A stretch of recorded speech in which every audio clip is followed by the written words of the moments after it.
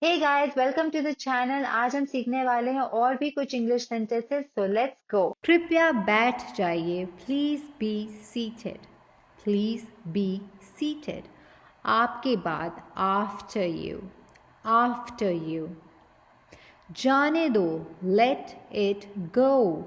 Let it go. इसे छोड़ो. Leave it. Leave it. इसे मत छोड़ो. Don't leave it. Don't leave it. ज़बान संभाल कर. Mind your language. Mind your language. पहले आप. You first. You first. मेरे पीछे आओ. Follow me. Follow me.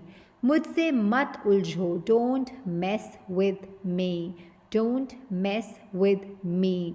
संपर्क में रहना. Keep in touch.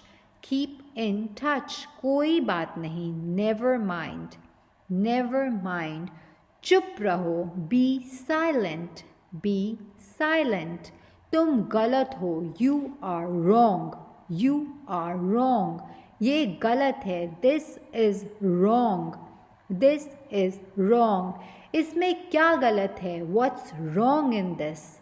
What's wrong in this? क्या मैं गलत था? Was I wrong? Was I wrong? ये दयालु है. He is kind. He is kind. मुझे ये करने दो. Let me do this. Let me do this. मुझे ये मुश्किल लगता है. I find it difficult. I find it difficult. आखिरकार हो गया. Finally it's done. Finally it's done. मैंने कर लिया. I am done. I am done. क्या तुमने ख़त्म कर लिया? Have you finished? Have you finished? मैं डरा हुआ हूँ. I am scared. I am scared. क्या ये अच्छा है?